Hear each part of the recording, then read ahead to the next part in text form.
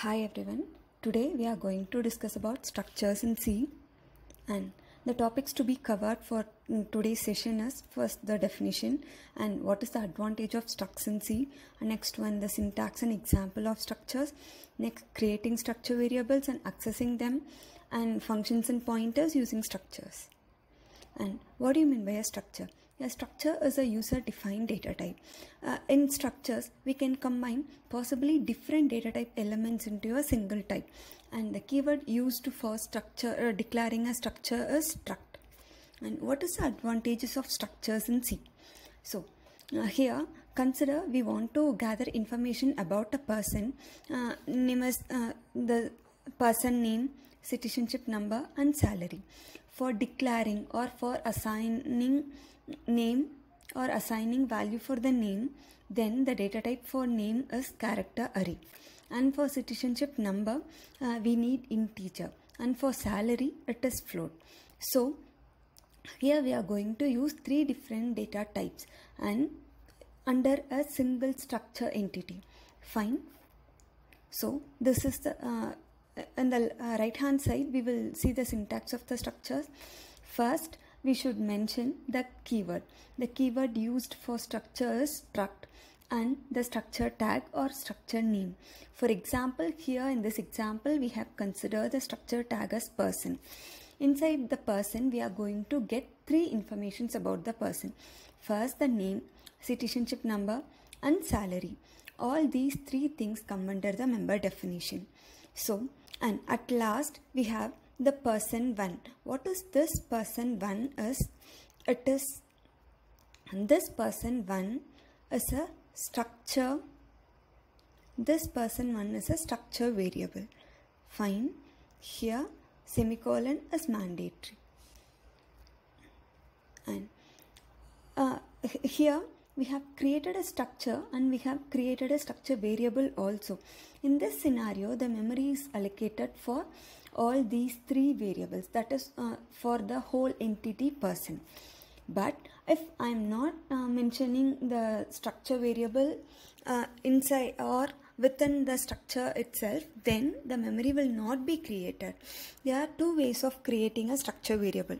The first way is, already we have discussed about the second method, that is declaring structure variable after the after the curly brackets.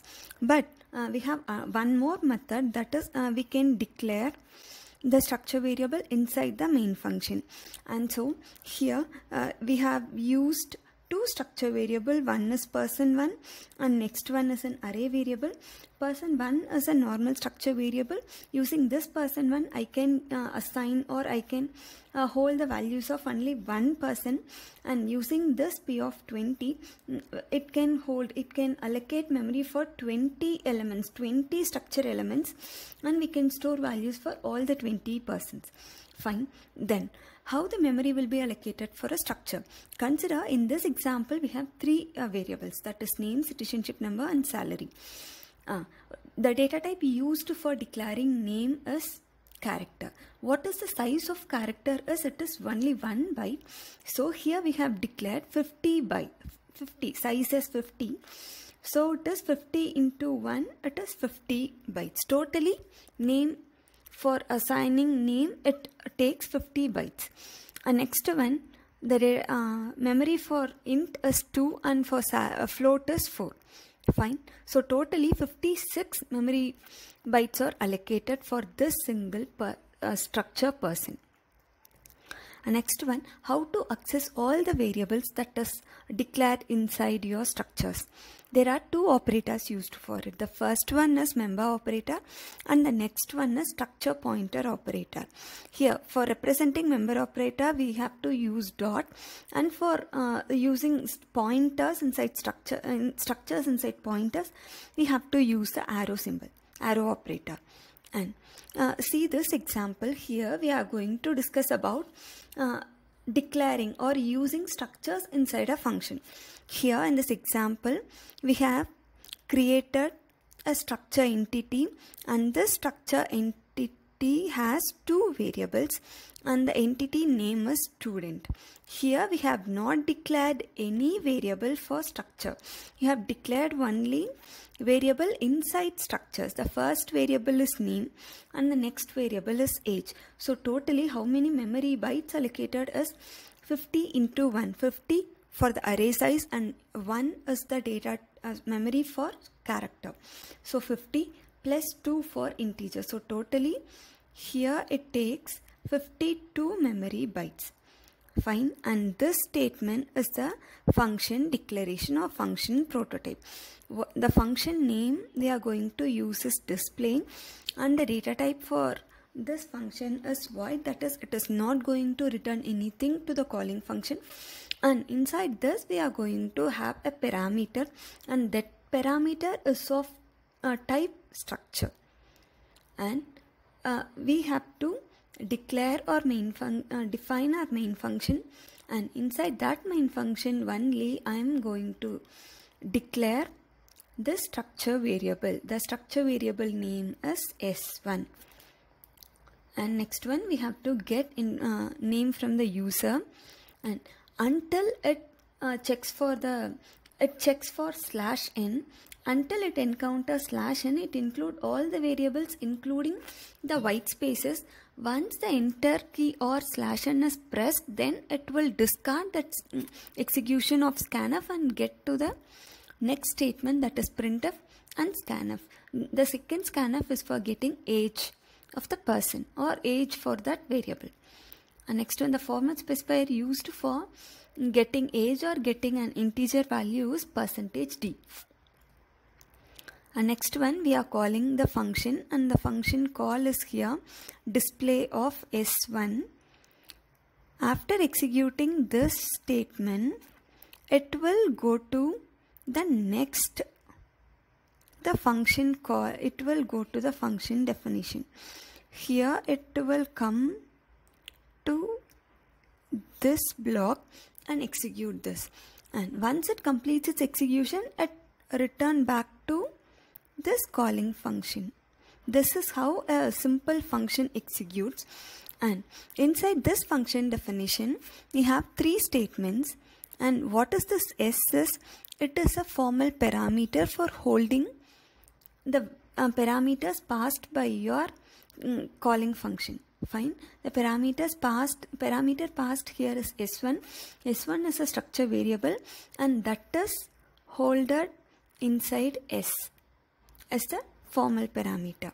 And inside this we have three print statements, and for displaying the value that is currently stored is using the dot operator. Already we have discussed about dot operator, and this is how a simple functions and structures executes. And now we will see about the pointers and structures. Pointers. What is the use of a pointer? A pointer variable is used to hold the address of some other variable. It is mandatory to use because the speed is increased while we are moving to pointers, and all the changes is reflected in the same memory location rather than it is storing in some other temporary memory locations. So, and this is how we have to create a pointer structure variable. Here struct is a keyword, and books is the name of the structure, and star pointer is a variable name. Star struct underscore pointer is a variable name.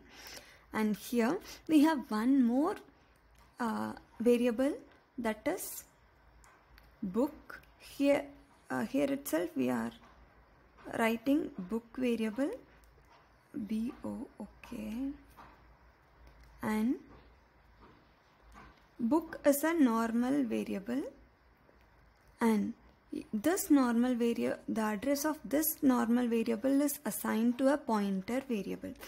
And next one, how to access. The operator used for accessing the variables declared inside your structure is your structure pointer operator, that is arrow.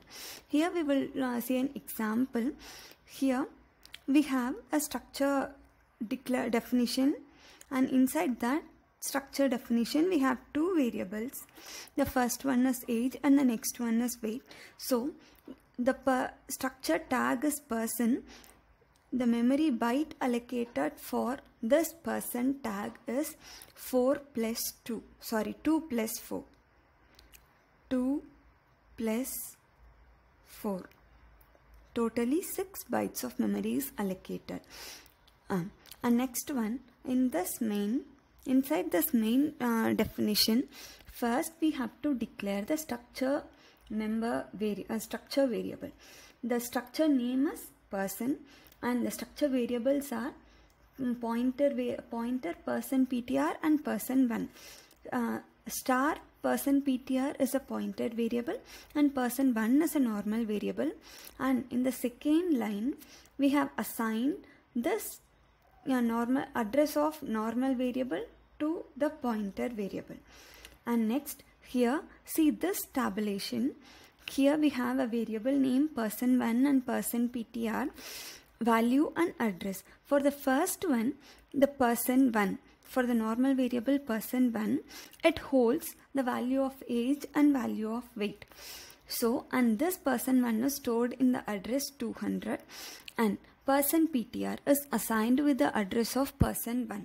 So, the value for this person PTR is the starting address of your normal variable person1, and it is stored in some other separate memory location. And next one, inside this person1 we have age and weight. So the value for age is here we are assuming the value for age is 21 and the weight is 50, and it is stored separately in two different memory locations, that is 1000 and next one is 1200. And this person1 address is assigned to a pointer variable person PTR. So the value of person PTR age is 1000. Why? Because here it takes the address of your normal variable.